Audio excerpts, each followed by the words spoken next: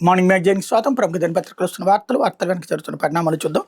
ఈనాడు చూస్తే సీజేఐగా జస్టిస్ సూర్యకాంత్ అన్నటువంటి వార్తను హైలైట్ చేశారు. ప్రమాణం చేయించిన రాష్ట్రపతి ద్రౌపది ముర్ము, హాజరైన ఉపరాష్ట్రపతి, ప్రధాని, Lok Sabha speaker, AP governor Abdul Nazeer, 7 దేశాల ప్రధాన న్యాయమూర్తులు రాక తొలి రోజే 17 కేసులు విచారించిన చీఫ్ జస్టిస్. జమ్మూ కాశ్మీర్ స్వతంత్ర ప్రతిపత్తి కల్పించి ఆర్టికల్ 370 రద్దుతో పాటు బీహార్ ఓటర్ల జాబితా ప్రత్యేక సమగ్ర సవరణ వంటి అంశాల్లో పలు కీలక తీర్పులు వెలువరించిన ధర్మాసనాల్లోని సభ్యుడైన జస్టిస్ సూర్యకాంత్ సోమవారం సుప్రీంకోర్టు 53వ ప్రధాన న్యాయమూర్తిగా ప్రమాణ స్వీకారం చేశారు. రాష్ట్రపతి భవన్లో అతిరథ మహారాజుల సమక్షంలో ఉదయం 10 గంటలకు ఆయన చేత రాష్ట్రపతి ద్రౌపది ముర్ము ప్రమాణం చేయించారు. జస్టిస్ సూర్యకాంత్ హిందీలో దైవసాక్షిగా ప్రమాణం చేశారు. దేశ న్యాయ వ్యవస్థలో అత్యున్నత పదవి చేపట్టిన తొలి హర్యానావాసిగా రికార్డు సృష్టించారు. 2027 ఫిబ్రవరి 9 వరకు 15 నెలల పాటు ఆయన సీజేఐగా కొనసాగుతారు. ఉపరాష్ట్రపతి సిపి రాధాకృష్ణన్, ప్రధానమంత్రి నరేంద్ర మోడీ, లోక్సభ స్పీకర్ ఓం బిర్లా, రక్షణ శాఖ మంత్రి రాజ్నాథ్ సింగ్, కేంద్ర హోంమంత్రి అమిత్ షా వీళ్ళందరూ పాల్గొన్నారన్నటువంటి హైలైట్ చేశారు. అయితే మార్కాపురం, మదనపల్లి, రంపచోడవరం కొత్త జిల్లాలు (?). సీఎం చంద్రబాబు సమీక్ష. నేడు మరోసారి సమావేశం. నేతలు చెప్తేనే ఎన్టీఆర్ జిల్లాలో పెనమలూరు చేరుస్తారా? మంత్రివర్గ ఉపసంఘం మరెందుకని ప్రశ్నించిన సీఎం. మార్కాపురం, మదనపల్లి కేంద్రాలుగా 2 కొత్త జిల్లాలతో పాటు పోలవరం ప్రాజెక్టు ముంపు ప్రాంతాల అభివృద్ధి లక్ష్యంతో రంపచోడవరం కేంద్రంగా మరో జిల్లా ఏర్పాటు అంశం తాజాగా తెర మీదకి వచ్చింది. రంపచోడవరం, చింతూరు డివిజన్లు కలిపితే తూర్పుగోదావరి జిల్లా మరింత పెద్దదిగా తయారవుతుందని భావిస్తున్న నేపథ్యంలో ఈ ప్రతిపాదనని పరిశీలిస్తున్నారు. కొత్త జిల్లాలు, రెవెన్యూ డివిజన్ల సరిహద్దు మార్పులు, చేర్పులపై సీఎం చంద్రబాబు సోమవారం సచివాలయంలో మంత్రుల అధికారులతో సమీక్షించారు. మంగళవారం మరోసారి చర్చించి నిర్ణయం తీసుకోనున్నారు. ఈ సందర్భంగా మంత్రివర్గం పలు ప్రతిపాదనలతో కూడిన ప్రజెంటేషన్ సీఎంకి అందించింది అన్నట్టు వార్తని హైలైట్ చేశారు. లేకపోతే డిమాండ్ ఆధారిత పంటలు వేయండి, రైతన్న మీకోసం ప్రారంభోత్సవంలో మంత్రి అచ్చెన్నాయుడు.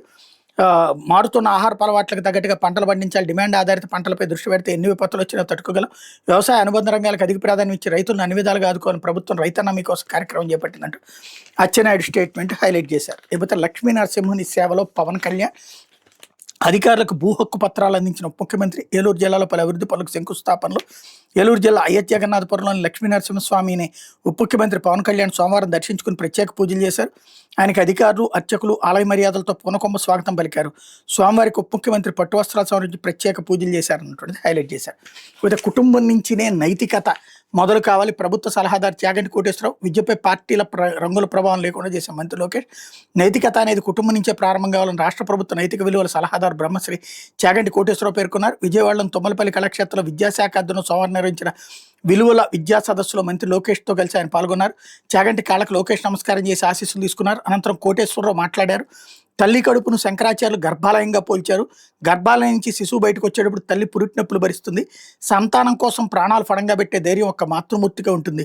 తల్లిదండ్రులు, గురువులను గౌరవించలేని వారికి నైతికత గురించి మాట్లాడే అర్హత ఉండదు. తోబుట్టువులు, సోదరులు అనే కుటుంబం విస్తరిస్తే సమాజం అవుతుందని కోటేశ్వరరావు చెప్పారు అన్నటువంటిది హైలైట్ చేశారు. అయితే కేసు రాజీ జరుగుతుంటే మీరేం చేశారు? తిరుమల తిరుపతి దేవస్థానం పూర్వ విజయం గిరిధరిపై సిఐడి బృందం ప్రశ్నల వర్షం. పరకామణికి కానుకలకు చోరీకి పాల్పడ్డ రవికుమార్. ఎన్ని విదేశీ కరెన్సీ నోట్లు మీకు అప్పగించారు? ఎక్కడో ఉన్న అప్పటి ఏవిఎస్ఓ సతీష్ కుమార్ని పిలిచి ఫిర్యాదు ఇమ్మని చెప్పడం వెనక ఎవరున్నారు? దర్యాప్తు గురించి మీకేం తెలుసు? ప్రభుత్వ ఉద్యోగులైన సతీష్ కుమార్ పరకామణి కేసుని లోక్ అదాలత్లో రాజీ చేసుకుంటే మీరేం చేశారని సిఐడి బృందం అప్పటి తిరుమల తిరుపతి దేవస్థానం బీజీఓ గిరిధర్ని ప్రశ్నించింది అన్నటువంటిది హైలైట్ చేశారు. లేకపోతే అడ్డా కూలీలుగా లేపాక్షి హబ్ రైతులు కర్ణాటక వెళ్లి పనులు చేసుకుంటున్న వ్యవసాయంలో దుర్మార్గంగా జరిగిన భూసేకరణ కారణం. ఇప్పటికీ అనేక మందికి అందని పరిహారం, బాధితులు కూడా పట్టించుకొని తదుపరి ప్రభుత్వాలు అంటూ అభివృద్ధి ఈ పేరే ఆకర్షణీయం, శక్తివంతం. అందుకే అభివృద్ధి కోసమని ప్రభుత్వాలు భూసేకరణ చేపట్టినప్పుడు సమాజంలో కొన్ని వర్గాలు వెంటనే ఆమోదిస్తాయి. పరిస్థితులు లోతుగా గమనిస్తే అభివృద్ధికి వెనక మరో కోణము కనిపిస్తుంది. భూసేకరణ వెనక ప్రజలు మేలు కాక కొందరు నేతలు, వారి సన్నిహితులు దోపిడీ ఉంటే అదొక నేరం. భూమిని కోల్పోయే రైతుల రక్షణ ప్రభుత్వాలు ముందే జాగ్రత్త తీసుకోకపోతే అదే అన్యాయం. రోడ్డును బట్టి రైతులను దశాబ్దాలకు గాలికి వదిలేయడం, వాళ్ళ పట్ల ఘోరంగా వ్యవహరించినట్లాంటి అన్ని దారుణాలు చోటు చేసుకున్న ప్రదేశం సత్యసాయి జిల్లాలోని లేపాక్షి నాలెడ్జ్ హబ్. అక్కడ దాదాపుగా 18 ఏళ్ళుగా పరిహారం అందక భూములు కోల్పోయిన వందలాది కుటుంబాలు అల్లాడుతున్నాయి అన్నటువంటి వార్తని హైలైట్ చేశారు. లేకపోతే రహస్య స్నేహితుడు అంత హితుడేం కాదు. అమెరికాలో స్టెయిన్ ఎరిక్ సోల్బర్గ్ అనే వ్యక్తి చాట్‌జీపీటీని విశ్వసించి అదే వాస్తవమైన స్థితికి చేరాడు. అది చెప్పిందని కన్నతల్లినే మొట్టుపెట్టాడు. జపాన్కి చెందిన కానో అనే యువతి చాట్‌జీపీటీ తాను సృష్టించిన ఏఐ భాగస్వామిని ఇటీవల వివాహం చేసుకుంది. అమెరికాకు చెందినటువంటి అడమ్ రైన్ అనే యువకుడు ఆత్మహత్య చేసుకోవడం ఎలా అని ఏఐని సలహా అడిగి మరి ప్రాణాలు తీసుకున్నాడు. ఇట్లాంటి పనులు చేయొద్దు అన్నటువంటి వార్తను రాశారు. లేకపోతే ములకల చెరువు కేసులో నిందితులుగా జోగి సోదరులు. ఎన్టీఆర్ జిల్లా ఇబ్రహీంపట్ల వెలుగు చూసి నకిలీ మద్యం కేసులో అరెస్ట్ అయిన మాజీ మంత్రి జోగి రమేష్, అతని సోదరుడు జోగి రాముపై మరో కేసు నమోదు కానుంది. నకిలీ మద్య వ్యవహారం తొలుత వెలుగు చూసిన అన్నమయ్య జిల్లా ములకల చెరువులోనూ వీళ్ళ మీద కేసు నమోదు చేయనున్నట్టు తెలిసింది. విజయవాడ భవానీపురం ఎక్సైజ్ స్టేషన్లో నమోదు చేసిన కేసు సంబంధించి ఇప్పటికే జోగి సోదరులు నెల్లూరు కేంద్ర కారాగారంలో రిమాండ్లో ఉన్నారు. మొలకల్చెరులో నకిలీ మద్యం తయారీ వ్యవహారంలో జోగి సోదరుల ప్రమేయం కుట్ర గురించి సిట్ ఎక్సైజ్ అధికారులు ఆధారాలు సేకరించారు. జోగి రాముకి నగదు రూపంలో ముడుపులు ఇచ్చినట్టు ప్రధాన నిందితులు అద్దేపల్లి జనార్దన్ రావు, ఆయన సోదరుడు జగన్మోహన్ రావు విచారణలో తెలిపారు. ఇది డబ్బులు ఇప్పుడు దొరకవు కాబట్టి ఏది పట్టుకోలేదని అంటారు కాబట్టి మేము క్యాష్ ఇచ్చామని చెప్పారట. ఆ దొంగలు చెప్పిన మాటని ఇంకొకళ్ళ పేరు మీద తీసుకొచ్చి జోగి సోదరుల మీద దొంగ కేసు పెట్టారు అన్నది స్పష్టంగా కనబడుతోంది. కాకపోతే అది గొప్పగా ప్రొజెక్ట్ చేస్తున్నారు అనమాట. కాకపోతే సాక్షి భవనాలు కట్టే కంపెనీలకు భూపందేరం, ఐటీ ముసుగులో రియల్ లూటి, కోట్లలో అద్దెలు వసూలు చేసుకునే రియల్ ఎస్టేట్ సంస్థలకు విశాఖలో కారు చౌక భూములు. దీని వెనక ప్రభుత్వ కీలక నేత పాత్ర. క్యాంపస్ల నిర్మాణం పేరుతో చంద్రబాబు సర్కార్ అప్పనంగా భూ కేటాయింపులు. 1000 కోట్ల విలువైన భూమి కేవలం 99 పైసలకే. అందులో 55% క్యాంపస్, మిగిలినంత రియల్ ఎస్టేట్ వ్యాపారానికి. ఇవి కాకుండా పెట్టుబడులు 60 నుంచి 70% ప్రోత్సాహకాలు పెట్ట వాటి ఖాతాలోకి. తాజాగా కే రహేజబ్ గ్రూప్ విశాఖలో 27.10 ఎకరాలు 99 పైసలకు కేటాయింపు. ఇందులో 45% భూమిలో రియల్ ఎస్టేట్ వ్యాపారం చేసుకోవడానికి అనుమతి. బెంగళూరుకు చెందిన సత్వాకు 1500 కోట్ల భూమి 45 కోట్లకే కేటాయింపు. మధురవాడలో 30 ఎకరాలు 50% రియల్ ఎస్టేట్ చేసుకోవడానికి పచ్చజెండా. కపిల్ చిట్స్ ఫండ్స్ బీవీఎం ఎనర్జీకి 30 ఎకరాలు, అందులో 40% స్థలంలో రియల్ వ్యాపారం. ఏఎన్ఎస్ఆర్కి మధురవాడలో 10 ఎకరాల కేటాయింపు. రియల్ ఎస్టేట్ సంస్థ వర్షాక్ కారు చౌక భూములు ఇస్తూ గతంలో మంత్రివర్గం. ఏపీఐసి విలువైన భూములు ప్రైవేట్ పార్కుల పాలసీపై అడ్డగోలుగా కేటాయింపు. బాబు సర్కార్ భూదాహంపై ఆగ్రహం వ్యక్తం చేస్తున్న మాజీ ఐఏఎస్ అధికారులు అన్నటువంటి వార్తని హైలైట్ చేశారు. ఇప్పుడు జస్టిస్ సూర్యకాంత్ నేను అంటూ నోటి మాట వినతులు చల్లో అర్జెంట్ లిస్టింగ్ కేసులపై లిఖితపూర్వక సమాచారం ఇవ్వాల్సిందే. నూతన సీజీఐ జస్టిస్ సూర్యకాంత్ స్పష్టీకరణ. ఇప్పటిదాకా కొంతమంది పెద్ద న్యాయవాదులు అని చెప్పుకునేటటువంటి వాళ్ళు ఎవరైతే సుప్రీంకోర్టులో నేరుగా వెళ్ళి అప్పటికప్పుడు మేము దీని మీద విచారణ చేయాలి అని అడగటం, కోర్టులు అంగీకరించడం, అనేక పెండింగ్లో ఉన్న కేసులు అట్లాగే ఉండిపోతూ ఉండటంతో సుప్రీంకోర్టు వ్యవహార శైలి మీద నిరసనలు వ్యక్తం అవుతున్నటువంటి వేళ చీఫ్ జస్టిస్ కీలకమైనటువంటి నిర్ణయం తీసుకున్నారు. లిఖితపూర్వకం ఇచ్చాక అందులో ఏది అర్జెంటుగా చర్చించాలో మేము డిసైడ్ చేస్తామని తేల్చి చెప్పారు. లేకపోతే బాలీవుడ్ హీమ్యాన్ ధర్మేంద్ర కన్నుమూత. గబ్బర్ సింగ్ మై ఆరాహాహు అని గర్జిస్తే థియేటర్ హోరెత్తిపోయింది. షోలేలో కూన్ కా బద్లా కూన్ అని కత్తిదోస్తే కలెక్షన్లు జోరు పెరిగింది. ధరంవీర్లో బ్యూటీ బట్ అయితే పియూటీ పట్ ఎందుకు కాదని అడిగితే నవ్వుల జల్లు కురిసింది చుప్కేలో. యాదోంకి బారాత్లో తమ్ముల్ని కాచుకున్న అన్న అతడే. బర్నింగ్ ట్రైన్లో ప్రయాణికులను కాపాడిన వీరుడు అతడే. డ్రీమ్ గర్ల్ ఏక్ షాయర్కి గజల్ అని తెర మీద పాడి నిజ జీవితంలో హేమాలిని వివాహం చేసుకుంది అతడే. ధర్మేంద్ర నటన 50 ఏళ్లుగా భారతీయ ప్రేక్షకుల జీవితంలో కలగలిసిపోయింది. ఆయన మృతితో వారి మనసు ఖాళీ అయిన సినిమా హాల్లో బోసిపోయింది అన్నటువంటి వార్తని హైలైట్ చేశారు. హద్దు పొద్దు లేకుండా ఇసుక అక్రమ రవాణా. యథేచ్ఛగా తెలంగాణకు ఇసుక వాహనాలు చెక్ పోస్టులు దాటిస్తున్న టీడీపీ కూటమి నేతలు. అర్ధరాత్రి అపరాత్రి లేకుండా రూట్ ఆఫీసర్లుగా మారి రెచ్చిపోతున్న పట్టించుకొని అధికార యంత్రాంగం. ఉమ్మడి గుంటూరు పశ్చిమ గోదావరి జిల్లాలో కోట్లు దండుకున్న తమ్ముళ్ళు. ఇసుక అక్రమంగా తెలంగాణకు తరలిపోతుంది. టీడీపీ కూటమి నేతలే ప్రత్యేక ఏజెంట్లుగా రూట్ ఆఫీసర్లుగా అవతారం ఎత్తి ఇసుక లారీలను చెక్ పోస్టులు దాటిస్తున్నారు, కోట్లు దండుకుంటున్నారు. ఉమ్మడి గుంటూరు పశ్చిమ గోదావరి జిల్లా అక్రమ దందా యథేచ్ఛగా సాగుతోంది అన్నటువంటి వార్తని హైలైట్ చేసింది. లేకపోతే ప్రొవిజనల్ అసైన్మెంట్ పైన పూర్తి హక్కులు.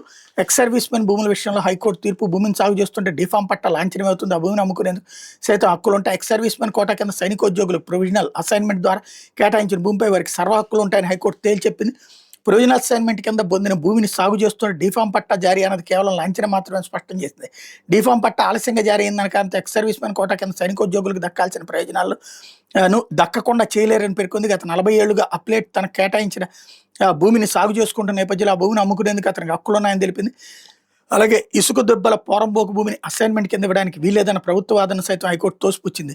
ఈ సర్వే నెంబర్లోని ఇసుక దెబ్బల పోరంబోకు భూమిని ప్రభుత్వం ఇతరులకు సైతం అసైన్మెంట్ కింద ఇచ్చిందని, వాళ్ళు ఆ భూమిని విఎంఆర్డీఏకి అప్పగించి అందుకు ప్రతిగా ప్లాట్లు పొందారని హైకోర్టు గుర్తు చేసింది. అట్లాంటప్పుడు అప్లేట్ కేటాయించిన ఇసుక దెబ్బ భూమిపై ప్రభుత్వం ఎందుకు అభ్యంతరం చెప్తుందో అర్థం కావడం లేదని పేర్కొంది. ఎక్స్ సర్వీస్ మెన్ కోటా కింద అసైన్మెంట్ భూమి పొందేందుకు జూనియర్ కమిషన్డ్ ఆఫీసర్లు, సర్వీస్లో ఉన్న సైనికోద్యోగులు కూడా అర్హులేనని తేల్చెప్పింది. ప్రస్తుత కేసులో మాజీ సైనికోద్యోగి అప్పారావు భూమిని నిషేధిత భూముల జాబితాని తొలగించాలని ప్రభుత్వాన్ని ఆదేశించితే 6 వారాల్లోగా ఎన్ఓసీ జారీ చేయాలని స్పష్టం చేసింది. మేరకు న్యాయమూర్తులు జస్టిస్ రావు రవీంద్రరావు, జస్టిస్ బొప్పన వరాహ లక్ష్మీ నరసింహ చక్రవర్తి ధర్మాసనం ఇటీవల తీర్పిచ్చింది. విశాఖపట్నానికి చెందిన వీసీ అప్పారావు నౌకాదళంలో పనిచేసి 1989లో రిటైర్ అయితే ఆయనకి ఎక్స్ సర్వీస్ మెన్ కోటా కింద ప్రభుత్వం 1978లో భీమునిపట్నం మండలం కొత్త వలస గ్రామ పరిధిలోని సర్వే నెంబర్ 75/2లో 5.10 ఎకరాల భూమిని అసైన్మెంట్ కింద ఇచ్చింది. అప్పటి నుండి ఆయన భూమిని సాగు చేసుకుంటే గత కొంతకాలం తర్వాత ప్రభుత్వం ఆ భూమిని నిషేధిత భూముల జాబితాలో చేసింది. ఆ భూమి నిషేధిత జాబితాని తొలగించాలని కలెక్టర్ను కోరగా తిరస్కరించారు. దీంతో అప్పారావు హైకోర్టును ఆశ్రయించారు. ఈ రాజ్యంపై హైకోర్టు సింగిల్ జడ్జి విచారణ జరిపారు. కలెక్టర్ అభ్యంతరాలపై వివరణిస్తూ తిరిగి ఆయనకు వింతపత్రం వాళ్ళ అప్పారావును ఆదేశించారు. ఈ ఉత్తర్వులను సవాల్ చేస్తూ అప్పారావు ధర్మాసనం ముందు అప్పీల్ దాఖలు చేశారు. దీనిపై జస్టిస్ రఘునందనరావు ధర్మాసనం విచారణ జరిపింది. అప్పారావు తరపు న్యాయవాది జిఎల్ నరసింహారావు రెడ్డి వాదనని వినిపించారు. సర్వీస్లో ఉండగా ఇచ్చిన అసైన్మెంట్ ఎక్స్ సర్వీస్ మెన్కి ఇచ్చినట్టుగానే భావించాల్సి ఉంటుంది, దాన్ని 10 ఏళ్ల తర్వాత అమ్ముకునేందుకు హక్కు ఉంటుందని చెప్పారు అన్నటువంటిది హైలైట్ చేశారు. సునీత పిటిషన్లన్నీ రాజకీయ ప్రేరేపితమే. గత ఎన్నికల్లో ప్రచారాస్తంగా వివేక హత్య, నిరాధార ఆరోపణ మోపి రాజకీయ లబ్ధి కోసం ప్రయత్నం, వచ్చే ఎన్నికల వరకు కేసు విచారణ పూర్తి కాకుండా కుయుక్తులు, సిబిఐ కోర్టులో ప్రతివాదుల వాదనలు, మాజీ మంత్రి వైఎస్ వివేకానంద హత్య కేసులో ఆయన కుమార్తె నర్రెడ్డి సునీత పిటిషన్లని రాజకీయ ప్రేరేపితమని ప్రతివాదులు సిబిఐ కోర్టుకు విన్నవించారన్నటువంటి హైలైట్ చేశారు. ఇకపోతే చంద్రబాబును రక్షించేందుకు భక్తుల మనోభావాలు దెబ్బతీస్తారు. పవన్ కళ్యాణ్పై మాజీ మంత్రి అంబటి రాంబాబు ధ్వజం. సీఎం చంద్రబాబును రక్షించేందుకు డిప్యూటీ సీఎం పవన్ కళ్యాణ్ మరోసారి డైవర్షన్ పాలిటిక్స్కి దారితీశారు అని మాజీ మంత్రి అంబటి రాంబాబు ధ్వజం ఎత్తారు. రాష్ట్రంలో పంటల ధరలు పూర్తిగా పడిపోవడంతో కూలీ ఖర్చులు కూడా రాక రైతులు పంటలను రోడ్డుపై పడేస్తున్న కనీస మద్దతు ధర కల్పించి నష్టపోయిన రైతులకు పరిహారం అందించేందుకు పోరాడాల్సింది పోయి ప్రజల దృష్టిని మళ్లించాలని ఎత్తిస్తున్నానని మండిపడ్డారన్నటువంటిది హైలైట్ చేశారు. ఇకపోతే ఆంధ్రజ్యోతి, మార్కాపురం, మదనపల్లె 2 కొత్త జిల్లాలు, కొత్త రెవెన్యూ డివిజన్లు, నక్కపల్లి, అద్దంకి, పీలేరు, మడకశిర.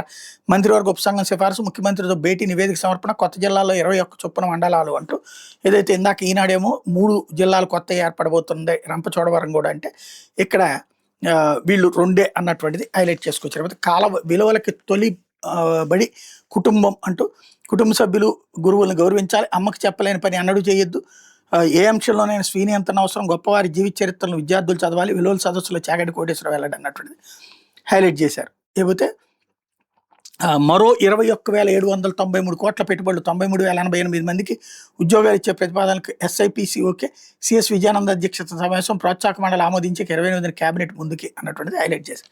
అయితే అందరి నమ్మకాన్ని వమ్ము చేశారు. గత టీటీడీ బోర్డు అధికారులు భక్తుల హృదయాలను విచ్ఛిన్నం చేశారు. నాటి ప్రభుత్వంలో ప్రతి భక్తుడు మోసపోయాడు, తిరుమలాలయం భక్తికి మూలం. గత ప్రభుత్వంలోని టీటీడీ బోర్డు అధికారులు భక్తుల హృదయాలను విచ్ఛిన్నం చేశారు డిప్యూటీ సీఎం పవన్ కళ్యాణ్ పేర్కొన్నారు. సోమవారం ఎక్స్ వేదికగా ఆయన పోస్ట్ చేశారు. తిరుమల కేవలం ఒక ఆలయం కాదు, మన భక్తికి మూలం, ప్రగాఢ నమ్మకం, ప్రార్థనలతో తిరుమల వెళ్తాం. గత ప్రభుత్వ హయాంలో అంచనా ప్రకారం 10.97 కోట్ల మంది భక్తులు సందర్శించారు. దాదాపు ప్రతిరోజు 60,000 మంది భక్తులు పవిత్ర మందిరాన్ని దర్శించుకుంటే వాళ్ళని మోసం చేశారన్నటువంటిది హైలైట్ చేశారు. రాజధాని చకచక ఊపందుకున్న ఐకానిక్ భవనాల నిర్మాణం, రేయింబావులో జీఏడీ సెక్రటేరియట్ టవర్ల పనులు, 5 టవర్ల ఏకకాలంలో పనులు కొనసాగింపు, 6 నెలల్లో బేస్మెంట్ దాటి బయటకు, జడ్జిలు ప్రిన్సిపల్ సెక్రటరీల భవనాల్లోనూ పురోగతి, మరో 3 నెలల్లో ఇంటీరియర్ దశకు, వేగంగా మంచినీటి పైపుల ఏర్పాటు అన్నటువంటిది హైలైట్ చేశారు. అయితే కోకాపేటలో మళ్లీ కోట్లు, ఈసారి 137 కోట్లు పలికిన ఎకరం భూమి ధర, 99.9 ఎకరాల వేలంతో హెచ్ఎండిఏకి 1356 కోట్లు, 2 ఏళ్ల క్రితం ఇక్కడ ఎకరానికి 100 కోట్లు, నాటి సగటు ధర 73 కోట్లు, నేడు 136 కోట్లు అన్నటువంటి వార్తని హైలైట్ చేశారు. నల్లమల సాగర్పై ముందడుగు, డిపిఆర్ తయారీకి టెండర్ల ఆహ్వానం, 11 లోపు బిడ్లు దాఖలు చేయాలని నిర్దేశం, జనవరి నెలాఖరుకల్లా టెండర్ల ఖరారు, మార్చి నెలాఖరులోపు టీఏసీ ఆమోదం, ఏప్రిల్ చివరిలో కేంద్ర జలశక్తి అటవీ పర్యావరణ శాఖల అనుమతి లక్ష్యంగా పెట్టుకున్న రాష్ట్ర ప్రభుత్వం. 3 దశల్లో 58,700 కోట్లతో ప్రాజెక్టు నిర్మాణం, ఇబ్రహీంపట్నం అది ఆర్కిటెక్ట్ ద్వారా కాకుండా బుడమేరు కాలవకుండా కృష్ణాలోకి ఎత్తిపోతా అన్నటువంటి వార్తని హైలైట్ చేశారు. ఇది దినపత్రికలో వచ్చినటువంటి వార్తలు వెనకాల జరుగుతున్నటువంటి పరిణామాలు.